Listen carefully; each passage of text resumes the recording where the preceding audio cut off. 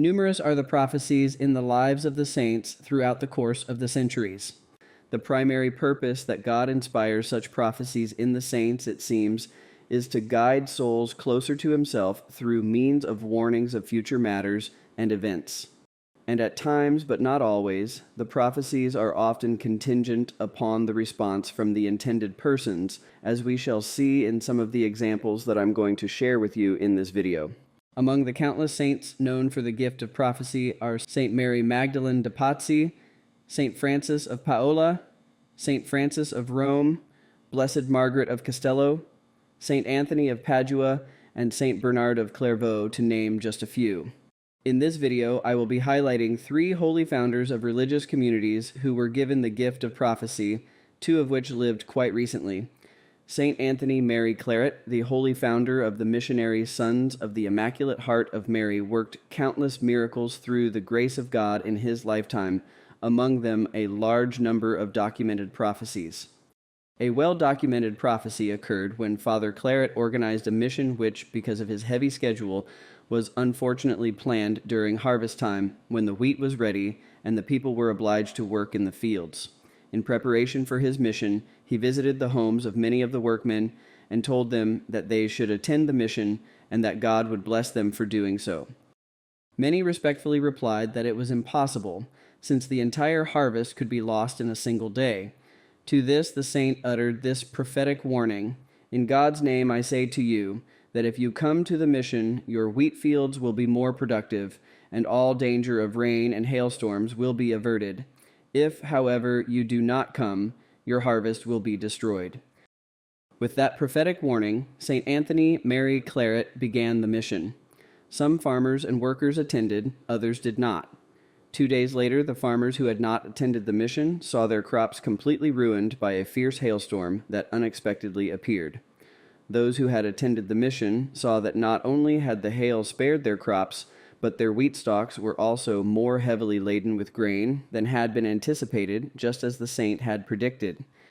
Another prophetic miracle took place where a couple named Jose Rovira and Rosa Malatz had 2 daughters.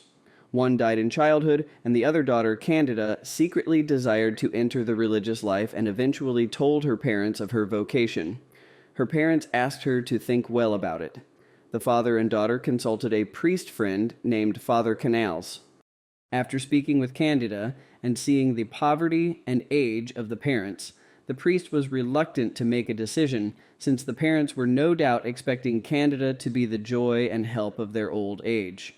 So, knowing of Father Anthony Mary Claret's holiness, Father Canals sent them to him, who then interviewed the daughter, reflected for a few moments, prayed, and then made this prophetic pronouncement to the father: "It is the will of God that Candida become a religious. Do not fear to give your consent, because within a year God will grant you the blessing of becoming the father of a son, who will be your consolation in your old age." The father smiled, realizing that his wife was well past the age of childbearing, but he replied to the saint: "If within a year we have a son, we shall give our daughter permission to enter the convent." As predicted, a son was born exactly 1 year later. The whole town had heard of the prophecy, and all declared that it was a miraculous birth. Candida, now relieved of responsibility, was accepted into the 3rd Order of the Carmelites of Charity. Her brother grew in health and virtue, and became, as the saint had predicted, the consolation and joy of his parents.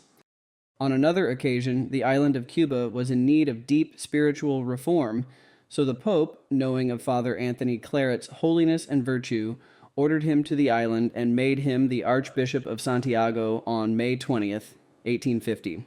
Within a few years, his extraordinary example of poverty and piety, many of the people converted. However, some would not listen or appreciate the gift that was given them in the extraordinary person of Archbishop Claret. And so God gave them a sign. It was 8:30 in the morning of August 20th, 1853, that the worst earthquake in Cuba's memory struck Santiago. Every day for several weeks, one merciless aftershock followed another. Even as many as 5 in a day shook the city that left no structures spared of devastation.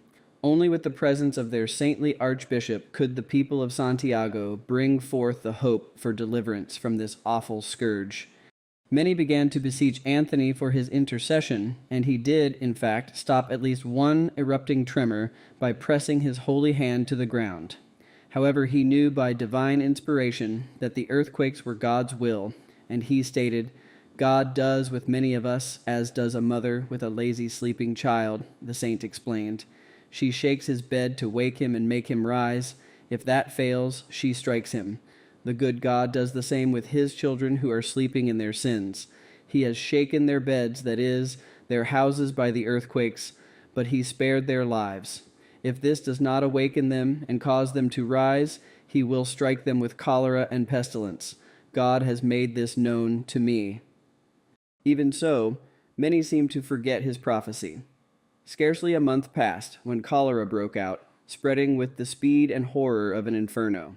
The saint happened to be away on a preaching mission, and he hurried home to attend to his stricken flock, praying and working with every means for their spiritual and bodily welfare. Within 3 months, the plague claimed nearly 3,000 lives, that is, 1/10 of Santiago's population. And while the reality of such human misery pained the blessed Claret, he had the far greater comfort of knowing that with the help of his faithful priests, reportedly, not one life was lost without the consolation of the last sacraments. And in the next part of this video, I'd like to share a few of the many occasions where St. John Bosco foretold events that would take place to people he knew and to many whom he met for the first time. Such was the case in 1853, when a young girl spoke to the saint of her vocation to the religious state. The saint hesitated only a moment before replying, "You will have to wait a long time before you can realize your desire, but at last you will join a congregation which was founded in the year of your birth." 12 years later, the young girl joined the Little Sisters of the Assumption, which had been founded, as the saint had predicted, in the year of her birth. It is said that the saint had never met the girl, but perhaps knew of the many difficulties that had detained her so long in the world. St. John Bosco also predicted the untimely death of a number of his students. The saint, in addressing the boys in his school, once warned, "Let us be ready for death, for before a month is over, one of us has to appear before God."